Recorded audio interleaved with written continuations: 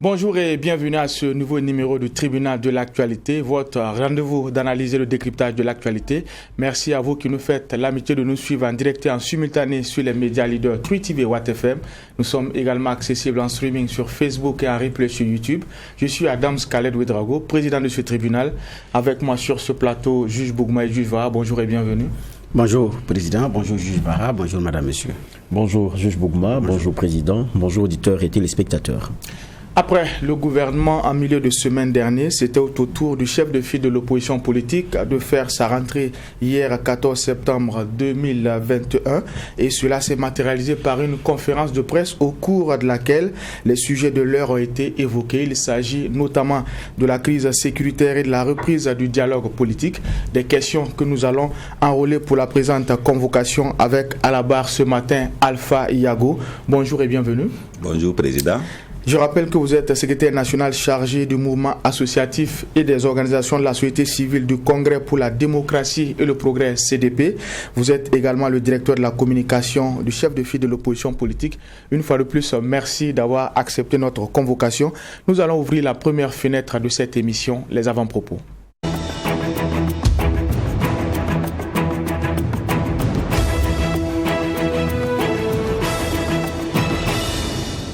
Et pour cette première partie, nous commençons avec le juge Bougma. Merci président. Mon avant-propos va concerner le Mali. C'est vrai que tous les regards actuellement c'est vers la Guinée qu'ils sont tournés compte tenu de la situation et du refus de M. Condé de signer sa démission. Donc, et ensuite un gouvernement aussi qui se fait attendre par rapport à un calendrier tout à mettre en place. Donc, mais au Mali c'est différent parce que là Ibeka est renversé depuis longtemps. Il y a eu un coup d'État dans l'affaire et puis ça continue. Donc Boïta est aux commandes. Maintenant, ce que les uns et les autres cherchent à savoir, les élections c'est pour quand? Quand il y a une transition, c'est ce que cherche à savoir cette communauté d'intérêt labellisée communauté internationale. Et parfois c'est beaucoup plus des questions d'intérêt qui sont en jeu. Donc le Mali est sous pression pour trouver une date qui ne semble pas être la priorité des dirigeants actuels de Bamako. Donc, effectivement, élection pour élection, et après, il y a beaucoup de choses qui ne sont pas réglées. Comment est-ce qu'on fait? Donc, il faut aussi comprendre cette réticence. Mais en même temps, vous organisez une élection dont vous ne financez qu'une infime partie de ce processus électoral d'ailleurs. Donc il y a beaucoup de choses après aussi qui vont vous être imposées par rapport à la conduite des choses.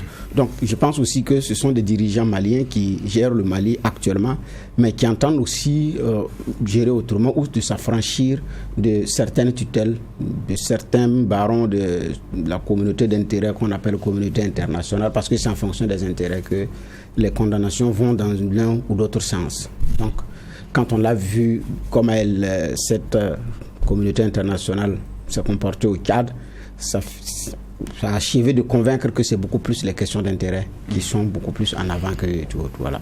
Donc je dis bien, la question des élections ne semble pas être une priorité pour le moment pour Bamako, mais en même temps, quand vous êtes en transition, il y a les pressions qui viennent de toutes parts. Vous avez votre agenda parce que vous dites qu'il y a des balises à mettre pour renforcer la démocratie, mais ici, on a l'impression qu'il faut organiser les élections, retour à l'ordre constitutionnel normal, et puis en même temps le développement s'enclenche. C'est pas aussi évident. Donc, entre savoir mettre des balises, respecter un calendrier électoral pour aller aux élections, et une pression qui vient de l'extérieur, il faut pas vouloir être à la place de Goïta actuellement parce que c'est pas aussi évident. Donc, c'est ce que j'avais comme avant-propos. Mais quoi qu'il en soit, on attend toujours le calendrier des élections, si ça va venir d'ici ou pas. Mais c'est un Mali en tout cas qui attend dessus et qui doit aussi se prononcer officiellement pour dire nous ne sommes pas prêts à tel temps ou nous sommes prêts à tel instant. Parce que aussi le silence, il est pesant. C'est bon de dire dans notre agenda, nous organisons les élections à tel moment ou nous n'allons pas les organiser à tel moment. C'est ça aussi, assumer ses positions. Merci, juge Bougma. Juge Vara.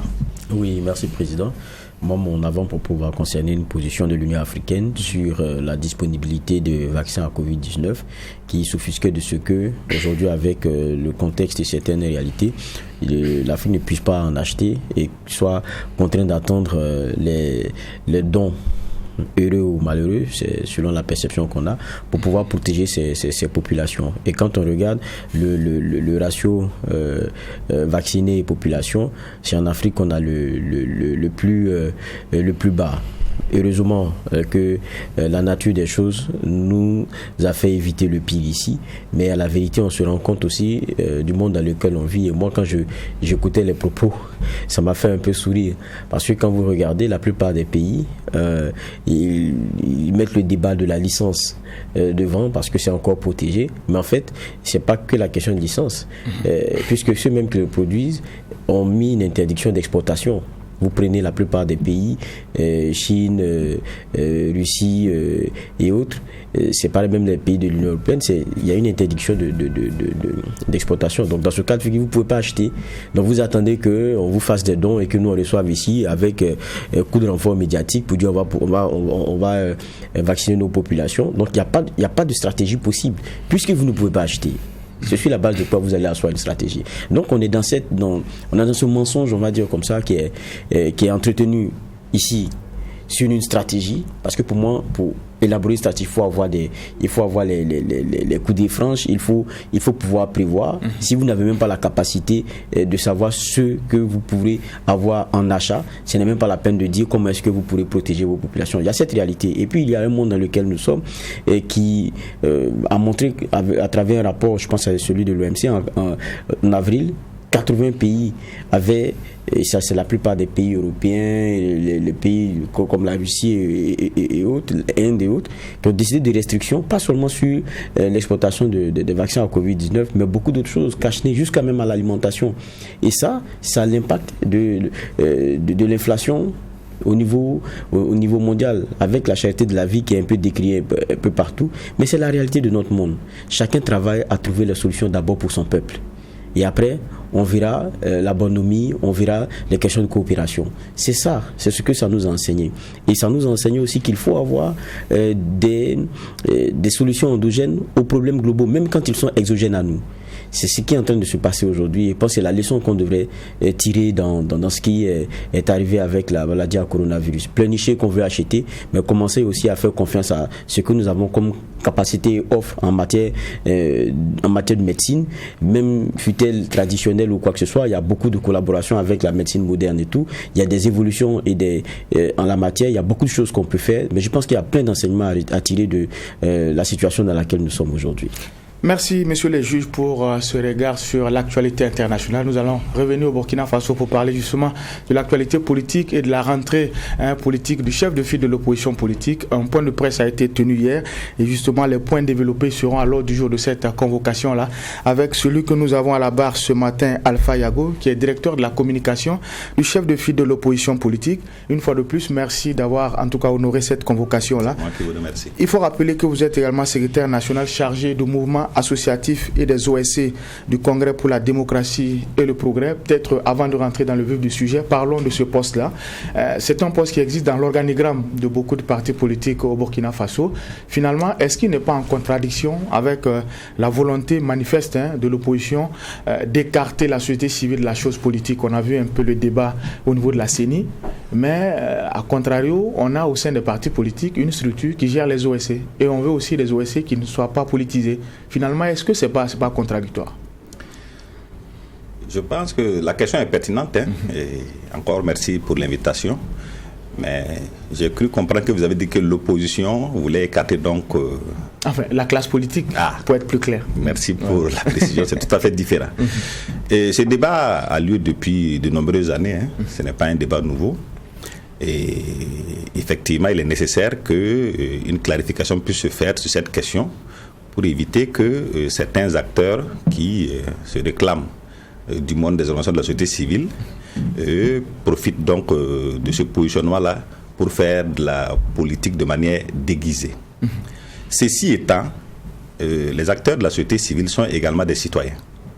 Et comme je dis souvent, nous n'avons pas l'apanage de la vie démocratique à travers le monde. D'ailleurs, nous ne faisons que copier ce que d'autres font.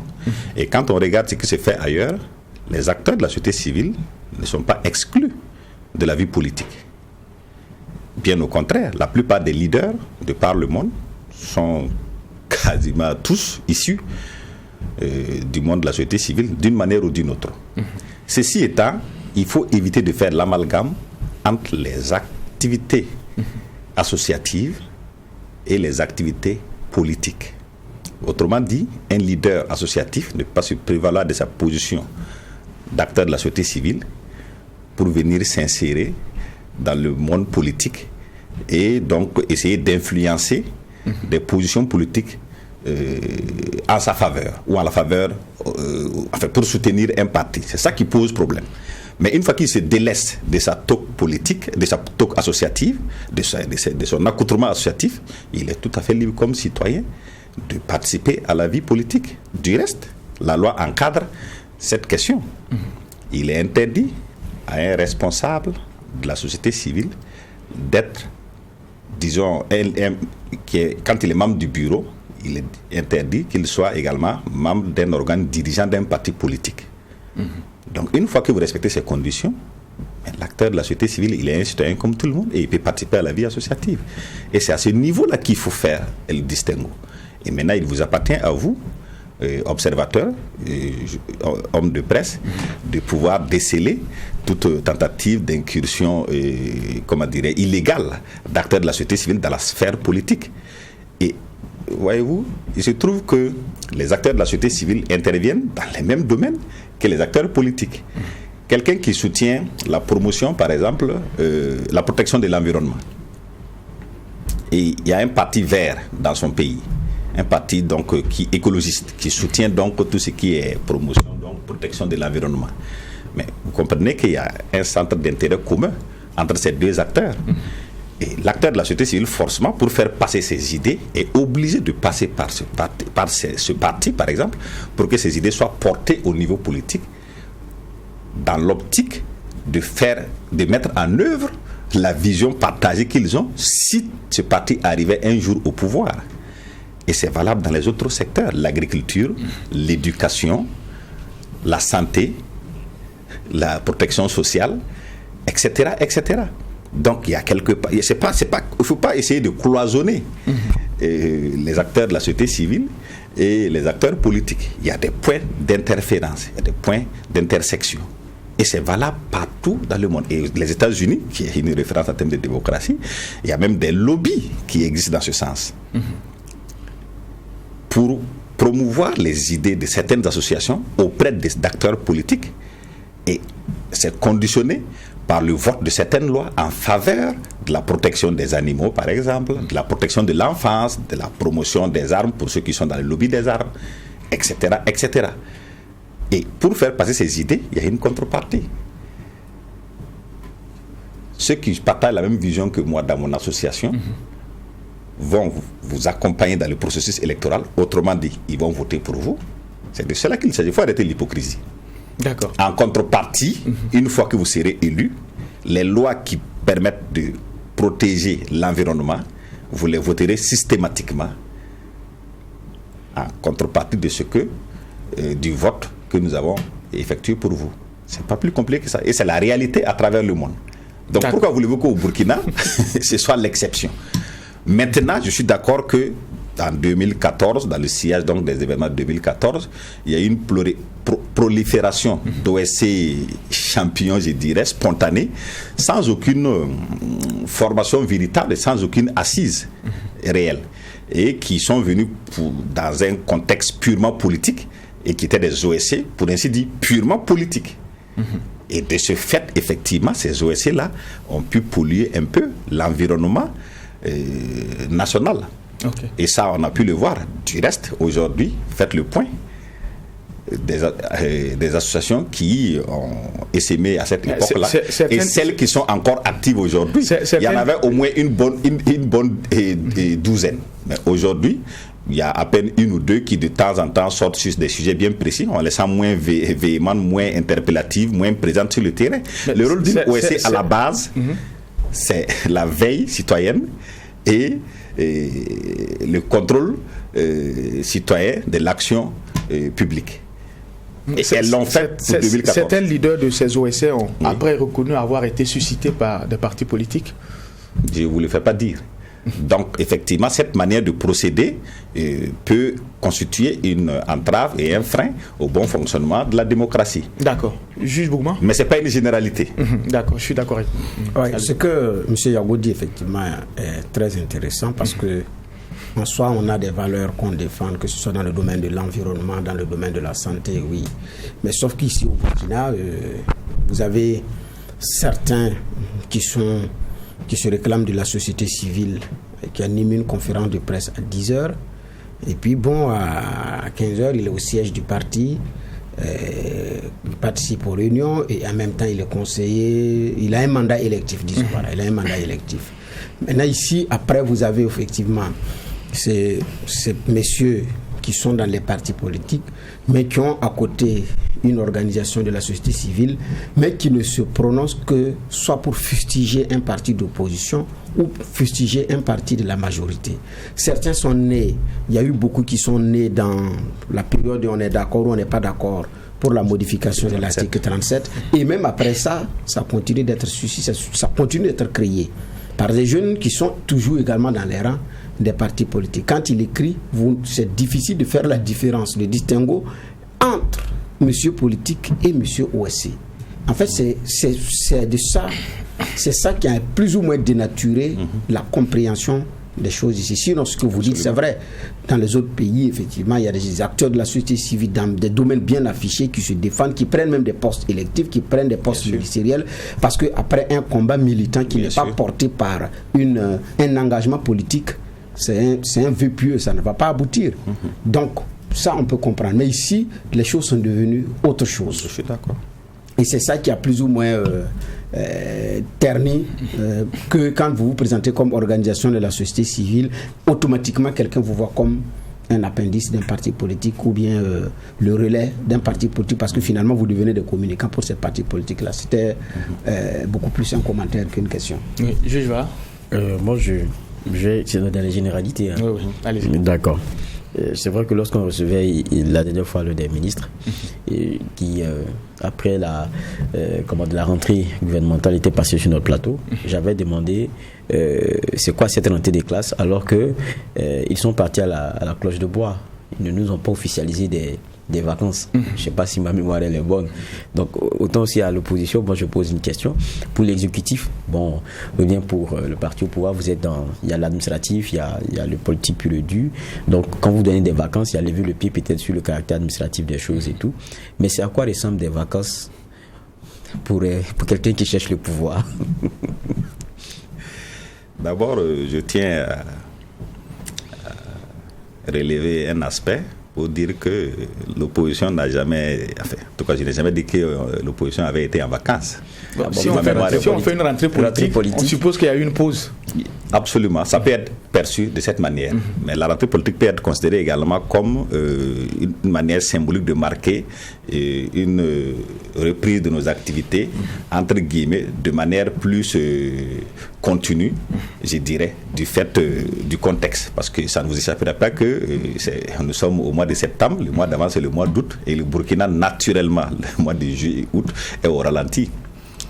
Ça, c'est une chose. Secondo, ça ne vous aurait pas échappé que si nous sommes le chef d'État de l'opposition en tant qu'institution, ça veut dire que notre instrument de travail, ce sur quoi nous travaillons le plus, c'est le parti au pouvoir, qui lui est parti effectivement, ou le gouvernement du moins, qui lui est parti effectivement en congé. Et donc, de ce fait, il était évident qu'on avait moins de matière pendant cette période-là à critiquer, en tout cas à observer, en dehors de l'aspect sécuritaire sur lequel nous nous sommes prononcés par d'autres canaux, y compris pendant cette période. Donc pour vous rassurer, il n'a jamais été question de vacances à notre niveau. La preuve, le CFAP était ouvert toute cette période, et ceux qui s'y rendaient ont pu le constater. Et donc cette rentrée politique, le but était donc de passer en revue un certain nombre d'activités qui ont marqué donc ces derniers mois, et signifier à l'opinion que nous restons toujours en position donc de porter leurs préoccupations et défendre donc les questions qui touchent le citoyen lambda et qui impactent leur vie au quotidien. Et c'est ainsi donc que la question sécuritaire, bien entendu, est revenue en premier chef. Et ces 2 derniers mois, on dénombre pas moins de 450 victimes du fait des attaques terroristes, ce qui est énorme. Et le Burkina est largement en tête maintenant dans le trio Mali, Niger, Burkina, des pays donc qui subissent le plus de victimes au niveau donc des attaques terroristes. D'accord. Et donc bien sûr cette question a été évoquée et bien sûr nous n'avons pas manqué de marteler notre impatience de voir enfin des résultats sur cette question sécuritaire où on avance à tâtons depuis 6 ans. Sans stratégie en réalité, et pour une question aussi importante et aussi sensible, il est inacceptable qu'on attende 6 ans pour réfléchir à une stratégie. Cela frise quelque part les responsabilités et c'est inacceptable. Et nous avons donc souhaité que ça puisse être traité avec diligence et que les résultats soient perceptibles le plus vite possible. Vous l'avez dit, il n'y a pas eu de vacances, mais cette reprise-là, c'est beaucoup plus symbolique pour marquer un nouveau départ. Alors, sous quel signe vous placez cette rentrée politique au niveau du CEFOP? Non, sur le signe de la combativité, sur le signe de la défense donc de la veuve et de l'orphelin, sur le signe donc de la nécessité d'impulser un nouveau souffle à la vie démocratique dans notre pays. Et de ce point de vue, le président donc le chef de file de l'opposition politique, le président Kombouego, n'a pas manqué de le marteler lors de sa conférence de presse hier. Il a signifié clairement que tant qu'un certain nombre de questions n'auront pas été réglées, notamment au plan sécuritaire, tant que certains résultats n'apparaîtront pas, il n'est pas question donc de parler de dialogue politique, par exemple. Donc je pense que de ce point de vue, nous attendons donc des résultats vraiment perceptibles avant de pouvoir donc nous prononcer sur ce genre de questions qui sont aussi importantes, parce qu'il est difficile de parler de dialogue, de faire un diamboré pendant que une partie de la population est en train de se faire trucider aux 4 coins du Burkina. C'est inacceptable. Okay. Vous parlez de dialogue, mais en même temps dans la déclaration liminaire du CEFOP, on a vu des dénonciations de pression ou de menaces de la part du parti au pouvoir. Je ne pense pas que ce soit le meilleur contexte pour aller au dialogue. De quoi s'agit-il? Tout simplement, il y a certains... Vous avez vu au niveau des libertés d'une manière générale, certains acteurs de la société civile ont été interpellés ces derniers temps. Je parle de Pascal Zaïda, je parle de Marcel Tankwano. Et là, ces derniers temps, il y a Madi Ouedraogo qui s'est fait auditionner quasiment chaque 2 ou 3 jours. Et indépendamment de ça, il y a même des appels là, à l'endroit de certains leaders donc, du CEFOP, au niveau du CEFOP, qui font l'objet de menaces à peine voilées. Voilà. Je ne peux pas dire d'où ça vient forcément, mais on peut imaginer, voilà, la personne donc, qui peut être auteur de tel type d'agissement.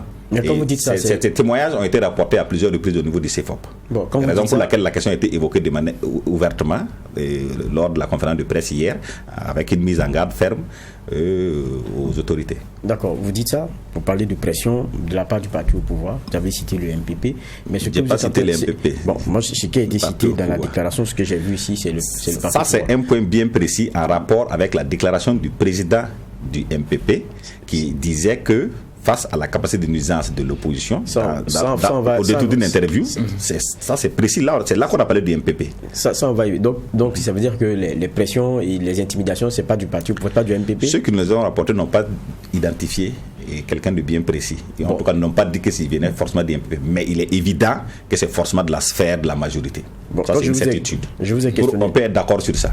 Je vous ai questionné là-dessus tout à l'heure. J'ai demandé de détailler un peu plus le propos.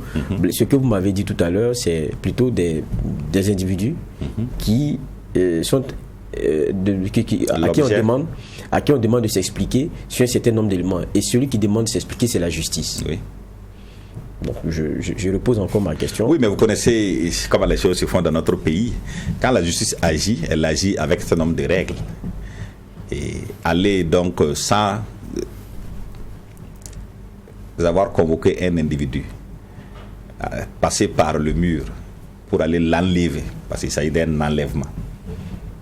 Vous parlez de qui? De Pascal Zaïda. Il a été enlevé. Il n'y a pas d'autre mot. Ça a été dit partout. Quand on passe par le mur pour rentrer dans le domicile de quelqu'un, vous pensez que ce sont des méthodes de la justice, ça? Un juge va émettre une convocation et demander donc à l'officier de police judiciaire de passer par le mur pour aller interpeller un citoyen. Et c'est pas un cas isolé. Et on a vu le cas de Naïm Touré qui ressemblait presque à un film de mauvais goût. Donc, on se pose des questions. Ça ne peut pas être du fait de la justice. Il y a forcément des mains occultes derrière qui, de notre point de vue, est sans doute des mains politiques. C'est évident. Il suffit de le convoquer tout simplement. S'il ne se rendait pas à la convocation, je pense qu'il a même droit à une seconde convocation. Et c'est à la troisième fois que les officiers de police judiciaire se déplacent pour aller l'amener manu militari. Tel ne fait pas le cas. Donc permettez-nous quand même d'avoir un petit doute. Et ceux qui ont la capacité de faire cela, ce n'est pas l'opposition, ni la société civile. Il n'y a qu'une seule entité qui est capable de faire cela, ou en tout cas de travailler dans ce sens, c'est la majorité. Alors, vous avez dit que ce sont des acteurs de la société civile. Madi, lui, il est de votre parti politique. Oui, des acteurs. Voilà. Donc, lui, on n'a pas. J'arrive. Lui, il est de votre parti politique. Oui. Les deux se réclament de la société civile. Pourtant, vous parlez... Naïm Touré également. Vous parlez, oui, mais vous parlez d'acteurs de l'opposition qui feraient l'objet de menaces à peine voilées. Nous voulons beaucoup plus de précisions sur ces menaces à peine voilées, parce que ces messieurs ont été entendus. Okay. Les questions des méthodes, on peut effectivement épiloguer, mais ces messieurs ont été formellement entendus. Ceux qui n'ont pas formellement été entendus, mais qui parlent de menaces à peine voilées, nous voulons en savoir davantage. Oui, à ce stade, vous comprendrez que je ne puisse pas en dire trop ou plus, mais je peux simplement dire qu'il y a eu des témoignages, je l'ai dit tantôt, selon lesquels certains chefs de parti ont été l'objet d'appels et qui avaient pour but unique donc d'essayer de proférer des menaces déguisées à travers des propos. Voilà. Du genre que la personne se méfie, fasse attention à ses prises de position, il ne sait pas où il marche, etc. Il vient d'arriver en politique, il ne connaît pas l'opposition, etc. Non, mais je ne vous dirai pas le nom, c'est là-bas de soi. Vous dites que la personne vient d'arriver. Et ce n'est pas les personnes, si vous préférez. Elle vous dit qu'elle vient d'arriver, c'est leur... Exactement. Donc, non, ce n'est pas elle qui nous dit cela, c'est la personne c'est un interlocuteur qui cherche à l'intimider qui lui dit cela. Pour lui dire simplement tu es dans un environnement que tu ne maîtrises pas, donc fais attention, etc. C'est pas des appels téléphoniques, bien entendu téléphonique. Voilà, c'est ce qui nous a été rapporté. Il doit avoir des suites. Pour l'instant, on n'en est pas là. C'est pourquoi je ne vais pas développer et je vous comprendrai bien que même si on a arrêté quelque chose, je ne le dévoilerai pas aujourd'hui. Est-ce qu'il y a eu des plaintes? Mais des dispositions ont été prises, en tout cas, des dispositions ont été prises pour que ce genre d'actes puissent être suivis d'effet. Quelle disposition? Je m'arrête là. On s'est organisé au niveau de l'opposition. Et d'emblée, vous dites, ça vient du camp en face. J'ai dit que c'était probable. D'accord. Alors, on va parler du dialogue politique. Excusez. Vous êtes revenu sur la situation sécuritaire. On se rappelle que c'est la raison qui avait été avancée justement pour quitter la table des négociations. Cette fois-ci, vous donnez votre accord de principe pour reprendre. Est-ce à dire qu'au niveau de l'opposition, vous estimez que la situation s'est améliorée? Comme je l'ai dit, ces 2 derniers mois, nous avons reçu pas moins de 450 victimes. Et ça continue, malheureusement. Et cette question préoccupe au plus haut point le CEFOP. Et il est évident que nous attendons beaucoup plus de gages au niveau de la majorité pour pouvoir prendre position par rapport au dialogue politique. Parce que, voyez-vous, face à cette situation, nous sommes face à un dilemme à un certain moment donné. Faut-il faire la politique de la chaise vide au risque de fermer toute opportunité à un consensus dans l'intérêt supérieur de la nation, ou faut-il jouer la politique de la chaise vide, renverser la table comme on dit, et rentrer dans une impasse, un blocage qui peut avoir des conséquences fâcheuses pour le pays? C'est un véritable dilemme et c'est pas facile à trancher. Mais toujours est-il que notre préoccupation constante, c'est la population burkinabé, qu'elle puisse vivre en quiétude, en sécurité, et que le pouvoir en place puisse protéger l'ensemble des territoires et l'ensemble des Burkinabés. C'est ça qui nous préoccupe le plus. Alors, vous l'avez dit, c'est un dilemme, mais est-ce qu'au niveau du CEFOP, il y a une décision qui a été prise? Si le dialogue s'ouvre demain, vous allez prendre part, ou bien votre participation est toujours en pointillé? Le chef de file, hier, dans sa déclaration, a clairement dit que c'était conditionné par des gages fermes de la majorité par rapport donc aux résultats sur la situation sécuritaire de notre pays. Il l'a dit clairement, donc je ne fais que répéter ce qu'il dit. Mais ce que je ne comprends pas, c'est que la suspension même du dialogue en lui-même vient de ce que, dans ce qui est placé comme élément de discussion, on se rend compte que la question sécuritaire ne soit pas celle-là qui prime. Je pense que ça a été l'un des points qui avait été relevé en son temps. Et il y avait aussi certaines exigences, parce qu'on était dans des situations vraiment difficiles. Il fallait des actes forts et clairs, concrets, qui montrent qu'on prend le problème à bras le corps. On a eu le discours du président, on a eu des remaniements. Je me rappelle que même dans la déclaration liminaire, le CEFOP fait d'abord le constat que malgré les remaniements, il y a toujours cette recrudescence de la violence là, et donc le terrorisme auquel on fait face de façon plus accrue. Mais est-ce qu'on va résoudre tous ces problèmes là avant que vous ne commenciez à discuter? Parce que ça, c'est le problème de fond. Vous disiez il faut un minimum. Ce minimum, quand même, il y a une réponse en face. Aujourd'hui, vous dites encore il y a des conditions. Oui, sauf que après que les réponses aient été apportées, on se rend compte que le nombre de victimes ne fait que s'accroître. Nous fonctionnons sur la base de faits. Nous constatons que l'hécatombe se poursuit. Donc nous sommes en droit de nous interroger sur la pertinence et l'efficacité des choix qui ont été opérés. Mais vous ne vous dites pas aussi que il y a maintenant des attaques de plus en plus récurrentes, de plus en plus violentes, du fait aussi de la réponse qui commence à être dure aussi sur le terrain, parce qu'on entend aussi des années qui ont été mis en déroute, neutralisés, ce qu'on entendait moins depuis un certain temps, leur butin même, qu'ils laissent tomber et on les voit prendre la clé des champs et tout, c'est des choses qu'on entend maintenant. Maintenant, je veux dire que si c'est se dire que tant que ça va continuer, il y aura toujours des morts, donc on ne discute pas, ça sera vraiment difficile. C'est pourquoi j'ai dit que c'est un dilemme auquel le CEFOP fait face. Et je pense que certainement, ça sera débattu et tranché. Est-ce que vous ne tirez pas trop sur une corde simplement ce que je veux sensible dire. Non. À laquelle les Burkinabés aussi sont sensibles. Si malgré donc, ces changements à la tête de certains ministères clés, donc sécurité et défense en l'occurrence, et on se rend compte qu'il n'y a pas de résultat tangible, cela signifie que la solution n'est peut-être pas la bonne. La solution n'est peut-être pas que militaire. Et vous avez pu suivre quelqu'un de la majorité récemment qui s'est exprimé à travers une chaîne, le président Zida en l'occurrence, qui a clairement qualifié la gestion donc, de la majorité actuelle, dont il fait partie, et je le cite, il a qualifié la gestion de catastrophique. Et il estime qu'au plan sécuritaire, ce qui devrait être fait n'a pas été fait depuis trop longtemps. Et il n'est pas le premier à le dire. J'ai eu personnellement à le dire sur de nombreux plateaux. Parce qu'on est quand même au bout de 6 ans. Ce n'est pas le premier mandat ou ce n'est pas la première année. On est au bout de 6 ans. Et donc, si malgré ces changements, nous avons toujours autant de victimes, cela signifie que la solution n'est pas que militaire. Il faut un ensemble de facteurs qui, mis ensemble, l'un dans l'autre, contribuent à faire de cette sécurité-là une réalité. Je vais prolonger ma réflexion. Allez-y. Aujourd'hui, vous observez la plupart des pays où les chefs d'État ont dû quitter pour des questions politiques, la plupart ont fait revenir ces anciens chefs d'État. Le Sénégal avec Ouad, le Mali avec ATT, feu ATT, la Centrafrique avec Bouzizi, pour ne citer que ces 3 exemples. Et récemment, le président Gbagbo, la Côte d'Ivoire, après avoir fait 7 ans à la CPI, et sachant qu'il est condamné à 20 ans dans son pays.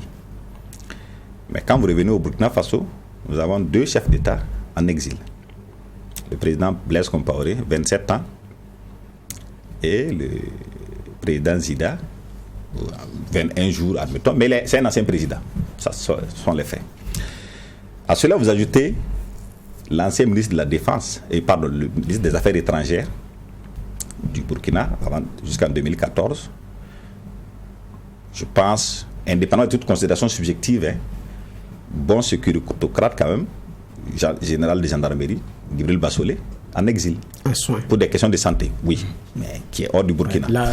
Oui, mais je pense que c'est pas... En fait, l'idée surtout, c'est l'utilisation qu'on fait de la personne.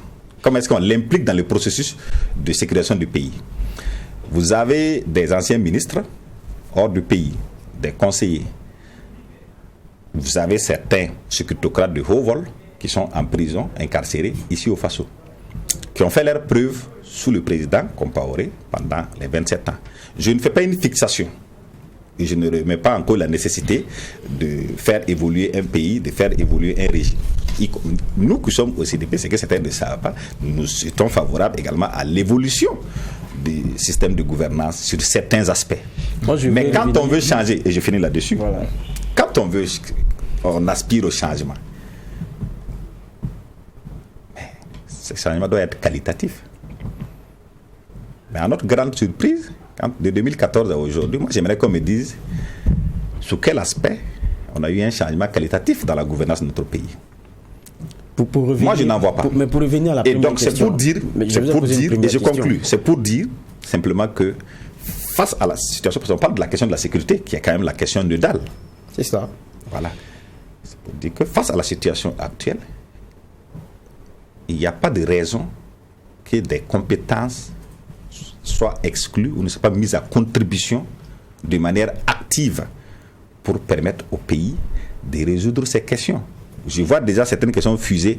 Pourquoi ils ne viennent pas faire spontanément? Oui, mais on ne peut aider quelqu'un que si la personne est disposée à accepter l'aide. D'accord, on va permettre au juge de préciser sa question, oui. Parce que ma seule question a amené notre convoqué à aller dans d'autres développements. Mais en rapport avec la sécurité. Petit commentaire et je viens à ma question. En rapport avec la sécurité.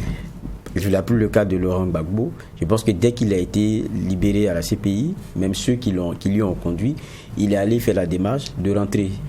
Et la démarche de rentrer, ça a été sa volonté première. Et il a posé c'était le leitmotiv dans son discours. Je ne pense pas que dans notre cas aussi burkinabé, les autres soient dans la même dynamique de demander à rentrer depuis et puis on leur dit que vous ne rentrez pas. Ça, c'était le commentaire que je me permettais. Je reviens à la question que je posais sur le dialogue en question, les premières conditions qui ont été posées et puis les efforts qui ont été faits quand même en face, ça il faut le reconnaître, avec deux ministres qui ont été échangés et tout, et puis une offre aussi avec une stratégie qui est en train d'être un peu différente. Maintenant, moi ce que je ne comprends pas chez l'opposition dans les conditions nouvelles que vous posez, quand vous dites tant qu'on ne voit pas les résultats on ne revient pas ou quoi que ce soit, je me demande, mais vous êtes parti aux élections, c'est parce que vous êtes convaincu que vous avez la solution, et les solutions qui ont été posées, sur lesquelles les Burkinabés ont fait des choix, sont des solutions différentes. Vous disiez tout à l'heure, vous pensez qu'il y a une autre façon de faire qui peut être la bonne, mais c'est parce que les Burkinabés ont choisi. Donc est-ce que vous pouvez mettre dans la balance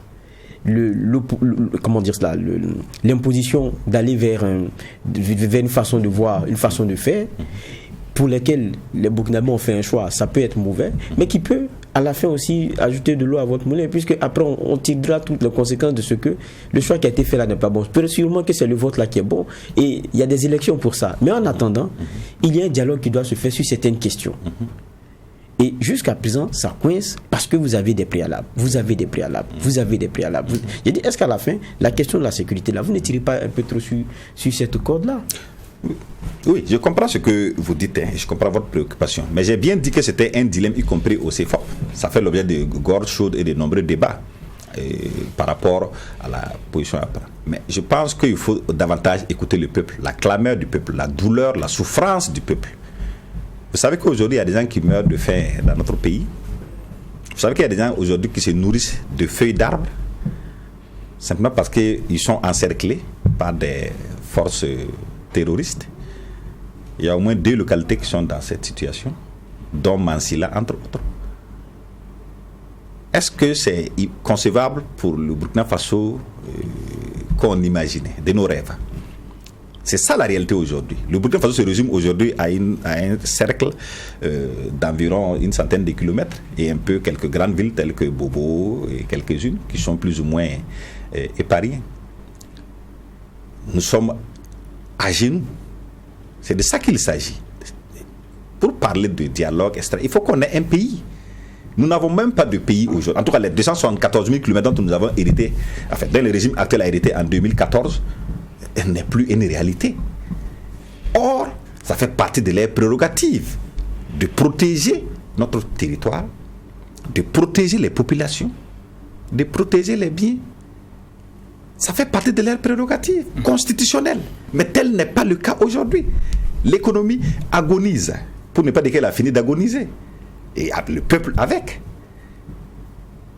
Et pour une infime minorité qui nous dirige et qui semble ne pas prendre compte et tenir compte réellement de ces préoccupations-là. On a l'impression qu'ils vivent hors sol. Ils sont déconnectés de la réalité. Et nous, opposants, en tant que représentants donc, du peuple, porte-voix des sans-voix, de tous ceux qui sont dans la douleur, dans la souffrance, mais nous sommes obligés de manifester cette clameur, d'exprimer cette clameur populaire-là. Et j'ai pu vous dire, je répète une fois de plus, ça fait des gordes chaudes au niveau des CFA, avec toutes les tendances que vous avez, nous avons toutes les obédiences politiques, 32 partis, les débats sont très enlevés et houleux. Vous ne croyez pas que ce soit un long fleuve tranquille. C'est difficile à trancher. Et il faut reconnaître au président, il dit quand même son leadership qui permet le libre débat à toutes les tendances de s'exprimer et la recherche, autant que faire se peut, du consensus sur chaque question majeure. Mais ce que vous dites n'est pas nouveau et pourtant ça n'a pas changé grand-chose dans les derniers résultats qu'on a eus là. Les résultats dans les choix pour qu'il y ait une continuité avec un deuxième mandat, je veux dire. Oui, c'est pas nouveau tout ce que vous dites. Sur cette question, je vois que vous revenez là-dessus avec insistance. Je vais vous donner une réponse très simple. Nous sommes dans un contexte africain, francophone, où un président a dit qu'on n'organise pas des élections pour les perdre. Dans un premier temps. Dans un second temps, quand on est dans un contexte où le processus démocratique est verrouillé, il est difficile de parler d'alternance. Moi, je peux vous rétorquer également en vous disant que êtes-vous sûr que le jeu démocratique était vraiment ouvert en 2015, où il y a eu des exclusions, et en 2020, où même s'il n'y a pas eu des exclusions, il y a eu peut-être un rapport de force en termes de puissance financière qui n'est pas forcément égal, pour ne dire que cet aspect.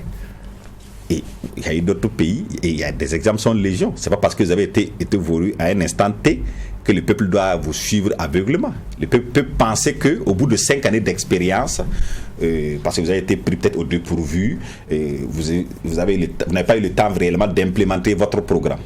Mais nous sommes à la 6e année où le peuple est en droit d'espérer quand même un meilleur vivre. Mais le peuple ne fait que s'enfoncer et le pays avec. À un moment donné, il faut tirer la sonnette d'alarme. Okay. Sinon, nous risquons tous de couler, tous ensemble avec le pays. C'est de ça qu'il s'agit aujourd'hui. Et donc, nous ne pouvons pas nous comporter comme si c'était un nouveau pouvoir qui venait d'arriver. Nous l'avons fait pendant les 5 premières années. L'opposition a été d'une manière, je dirais, globalement conciliante, si je puis m'exprimer ainsi, même si elle a eu à donner de la voix de temps en temps. Mais là, c'est leur 2e mandat. Et ça fait déjà 1 année écoulée. On ne peut pas être dans le tâtonnement au bout de 6 ans. C'est inacceptable et on ne peut pas poursuivre dans ce sens. On va permettre au juge Bouma de poser sa question. Oui, j'ai bien écouté M. Yago, mais par rapport à l'intervention de M. Zida, c'est pas nouveau cette intervention.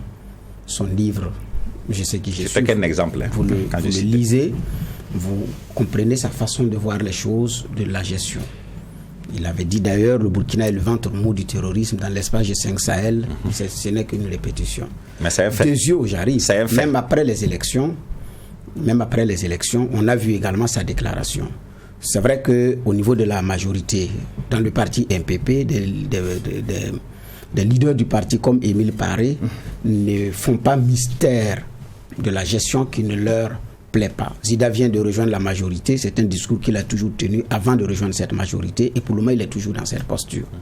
Ça c'est le commentaire, la première observation.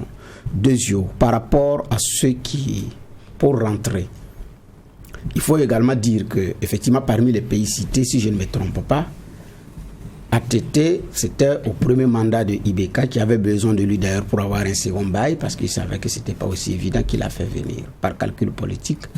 Les autres, c'était beaucoup plus dans les caisses, c'était dans le 2e mandat. Alassane Gbagbo, d'ailleurs, c'est dans le 3e mandat. Mais en face, il y a quelqu'un aussi qui a manifesté sa volonté de venir et qui avait accepté de rentrer dans certaines conditions. Nous, dans notre cas, il y en a qui, en fait, utilisent d'ailleurs cette position de « je suis exilé » à d'autres fins,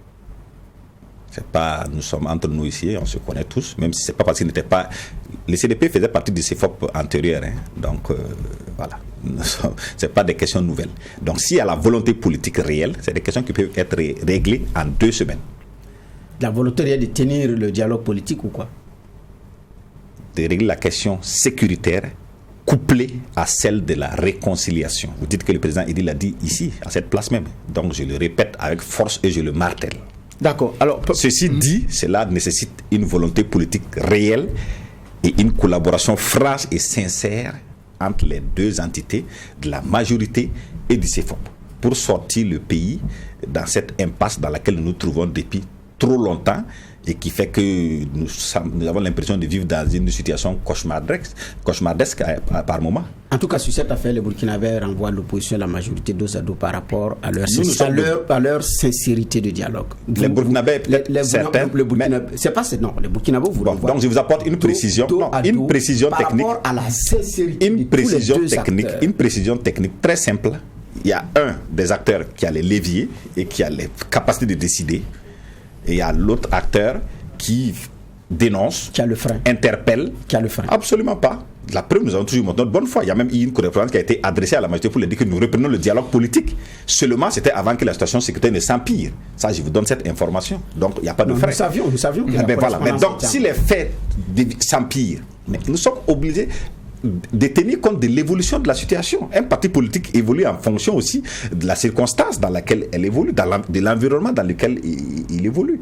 Nous ne pouvons pas avoir des œillères et puis dire que nous voulons avancer. Donc nous n'avons aucun frein à notre niveau. Les freins et l'accélérateur se trouvent au niveau de la majorité et exclusivement à leur niveau. Là, sur ça, je ne vous crois pas. C'est la réalité pourtant. Pour la simple raison que ceux qui peuvent décider de convoquer le dialogue politique, c'est la majorité. Et ceux qui peuvent décider de ne pas y aller, c'est l'opposition. À partir du moment... Oui, mais je vous ai dit qu'il y a une correspondance qui a été adressée pour dire que nous participons. Les faits nous ont amenés à nous poser des questions sur la pertinence d'y participer. Mais nous sommes dans notre droit. Et je répète, si la volonté politique y est au niveau de la majorité, cette question sécuritaire et de réconciliation se règle en 2 semaines. D'accord. Parmi les solutions que vous avez proposées justement pour mettre fin à la situation sécuritaire au Burkina Faso, c'est le retour de certaines compétences, notamment Blaise Compaoré. Est-ce qu'à force de répéter que le retour de Blaise Compaoré va peut-être éviter au Burkina Faso ce que nous connaissons aujourd'hui, c'est pas dire quelque part qu'il est au courant de ce qui arrive au Burkina Faso? C'est un discours que nous entendons depuis longtemps, mais vous aurez remarqué que ceux qui tenaient ce discours-là sont beaucoup plus discrets, ils n'en parlent même plus. Pourquoi? Parce qu'ils se sont rendus compte que c'était aberrant, incohérent et irréaliste, puisqu'il a même été accusé par certains d'être commanditaire de ce qui se passait. On n'entend plus parler de ça aujourd'hui. Mais vous estimez que son retour peut mettre fin à ce qui arrive au Burkina Faso? Quelqu'un qui a dirigé le pays pendant 27 ans, ce qui veut dire qu'il a une connaissance parfaite de ce pays et des enjeux nationaux et sous-régionaux, voire internationaux. Ça, c'est une question d'expertise liée à la pratique. C'est comme si moi je venais et je disais que demain c'est moi qui présente le tribunal de l'actualité. Bon, ce serait une catastrophe. Devons-nous entendre qu'il a des leviers? C'est la même chose. Ce que vous devez entendre, c'est ce que j'ai dit. Il a dirigé le pays. Il a dirigé le pays. Nous n'avons pas bien compris. Ah ben donc je répète alors, en français plus facile. J'ai dit qu'après avoir dirigé le Burkina pendant 27 ans, il a l'expérience, il a l'expertise requise et il a des connaissances sur comment diriger le Burkina Faso. Et cette expérience-là, j'ai dit le Burkina Faso d'une manière générale, dont la question sécuritaire. C'est un militaire, ça ne vous aurait pas échappé. Je ne vous ai pas donné. Je ne vous ai pas donné. Vous disiez 4 semaines ici. J'ai même dit 2 semaines. Vous avez même dit 2 si semaines. La majorité actuelle souhaite désirer. Je n'ai pas allié. Non. Vous me posez des questions différentes. C'est pas la même chose. J'ai dit que si la majorité souhaitait, la question sécuritaire couplée à la réconciliation pouvait être réglée dans un dialogue direct avec l'opposition et certaines forces vives en 2 semaines. Ça, c'est une chose. Sachant que certains acteurs majeurs sont à l'extérieur, dont le président Compaoré. Donc, ça dit, si il rentre en 2 semaines, on règle mais vous faites encore confusion. Non, c'est pas une confusion. Je parle d'une situation qui permet de faire évoluer le pays entre les acteurs nationaux. Je n'ai pas parlé encore du retour de quelqu'un. D'accord. Maintenant, une fois que ces échanges se feront, j'imagine que la question du retour des exilés et de l'utilisation de certaines expertises, dont certains au Burkina Faso ici, Il y a des officiers supérieurs, dont les généraux d'Indien, qui sont en prison ici. Tout le monde sait que c'est un sécuritocrate éminent qui a fait ses preuves. Merci Alpha Yago. Sa contribution à la résolution de la situation. C'est vrai que le pays. débat il est intéressant, mais le temps qui nous a été donné est clairement épuisé. Merci en tout cas d'être passé. Je rappelle que Alpha Yago était notre convoqué du jour. Il est secrétaire national chargé du mouvement associatif et des organisations de la société civile du CDP, Congrès pour la démocratie et le progrès. Vous êtes également le directeur de la communication du CEFOP. C'est à ce titre-là que nous avons reçu aujourd'hui pour parler de votre sortie, et notamment de votre rentrée politique et les enjeux et ce que vous comptez faire justement pour animer la scène politique au Burkina Faso. Merci, messieurs les juges, pour les clés de lecture. On se donne demain un rendez-vous pour la même mission, poser un regard critique sur l'actualité. Mais en attendant, restez fidèles au programme des médias leaders, Truth TV et Watt FM.